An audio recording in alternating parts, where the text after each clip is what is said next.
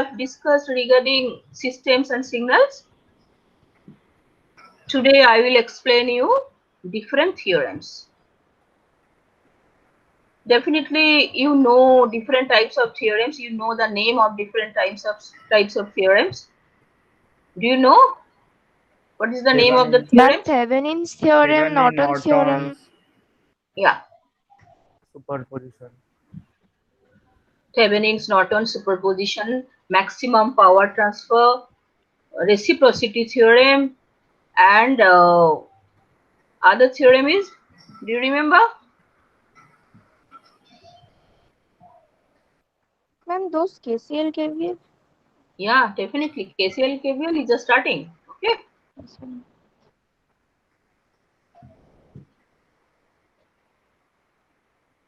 Now I am presenting the PPT regarding the different theorems. First theorem already might be Pujita has told, ma'am, KCL and KVL. Today I will try to cover KCL and KVL. It's not possible to cover all the theorems. Superposition theorem, Norton's theorem, Thevenin's theorem, reciprocity theorem, Millman's theorem, maximum power transfer theorem. All theorems are here. Now, before going to theorem in details, first we have to discuss KCL. What is KCL? Kirchhoff's current law. Basically, it is dependent on the node analysis, right? The algebraic sum of all currents entering and একটু full screen করে নেবেন yeah.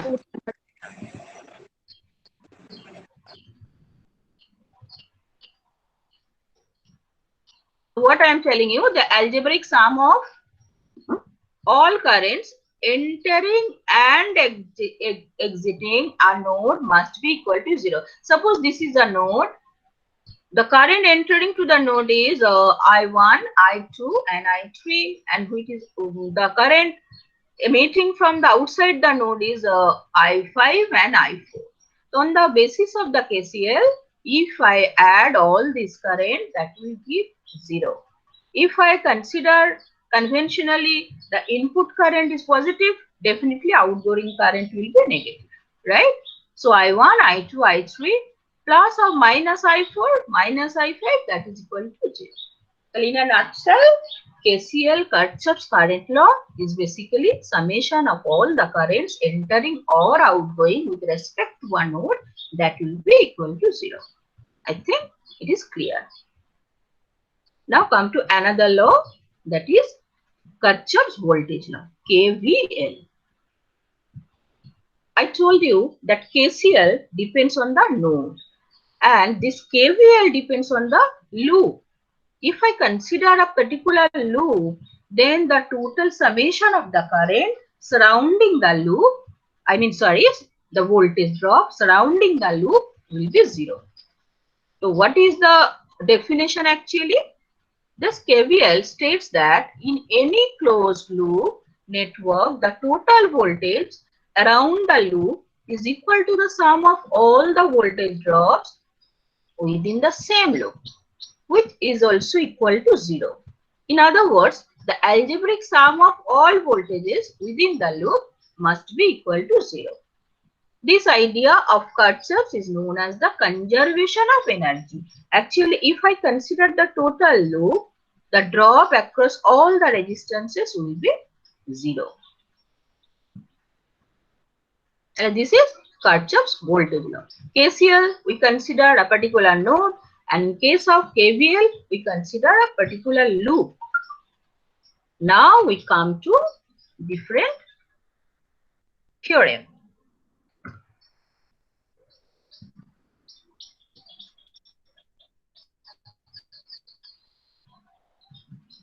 Before going to theorem, there is a problem. Identify the value of I1 and I2 using KVL for this figure. I think it will be better I will explain the theorem, and after my explanation I will go to the problem in details. Okay. Now different theorems are, I told you, superposition, Thevenin's, reciprocity, Norton's, maximum power transfer, all this. Here I will start with superposition theorem. Before going to theorem, anybody can ask me, ma'am, if there is KCL and KVL to get the current and voltage through any branch, then what is the necessity of theorem, right? My purpose is to determine the current and voltage along a particular branches of a circuit. Now the problem is that if the circuit is complicated, a big circuit, then on the basis of the structure of the circuit, I will apply the theorem which will be suitable for that. Before going that, I am just telling you first theorem, that is superposition theorem. So what is the superposition theorem? The theorem states that in a linear bilateral network, the current through any particular branch will be the addition of the responses of the two or more than sources individually, that is separately. Again, I am telling that in the superposition theorem states that for a linear bilateral active network containing more than one source, the response, that is current or voltage through a particular branch, will be the summation of the response of the sources individually. If there is voltage source, two voltage source, one will be considered, other will be shorted. And if there are current source, it will be open circuited, right? If I consider this circuit, this is two potential are there, V1 and V2. So on the superposition theorem principle, first you have to short this V2, right? This V2 is shorted. Then what is the, resistance through this one? R3 and R2 is parallel with series with R1. R2, R3 is parallel, and then what will be the resistance? R2, R3 divided by R1 plus R3 plus R1. So what will be the current flowing through this? V1 divided by total current, right? And in the second stage, I have to short this V1, this V1. Hence, what will be the equivalent resistance? It will be R3 and R1 is parallel in series with R2. Then it will be R2 plus parallel R1 and R3. R2 plus R1 R3 by R1 plus R3. In that case, what will be the current? V2 by this amount of resistance. Because the direction is different, right? The two potential are not in the same direction here. It is plus minus, but here it is also plus minus. If it is plus minus minus plus, then current direction will be like this. Because it is plus minus, it will be like this. Because it is plus minus, it will be like this. Then two current will be subtracted. If I tell you another numerical problem on the superposition theorem, it will be clear for you. Like this is a problem. I want to determine the current through 6 ohm. That is AB. This is the total circuit. 9 ohm, 15 voltage, 6 ohm, and this is 4 ampere.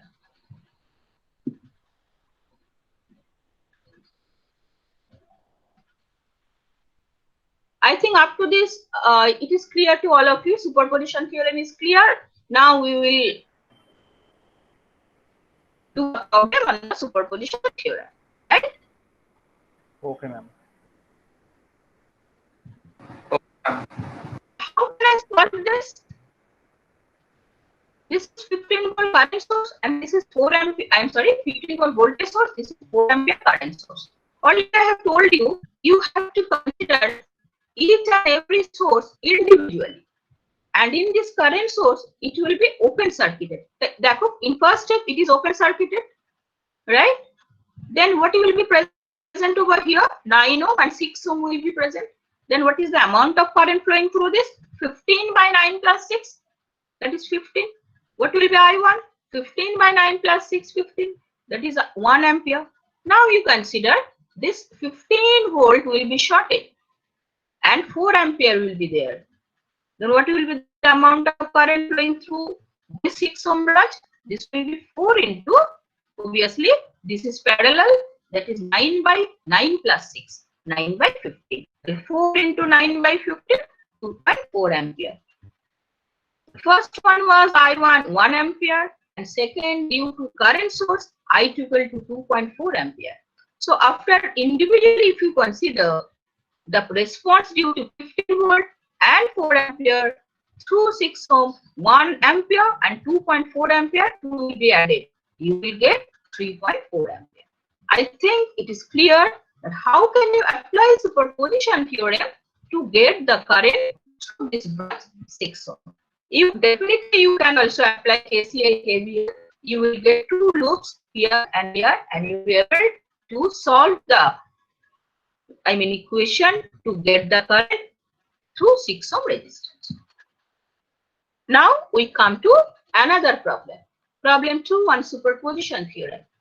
You will note down this problem, and this is your homework, or after lecture we will do in this class if I get the time. Diagram তো বুঝতে পারছি না। Yes, ma'am diagram যেটা আছে ওটা this is not visible. না ma'am আগে কোশ্চেনটা যেটা হ্যাঁ এটা visible না তো? না ma'am This question, is this visible? হ্যাঁ ম্যাম এবার বুঝতে পারছি।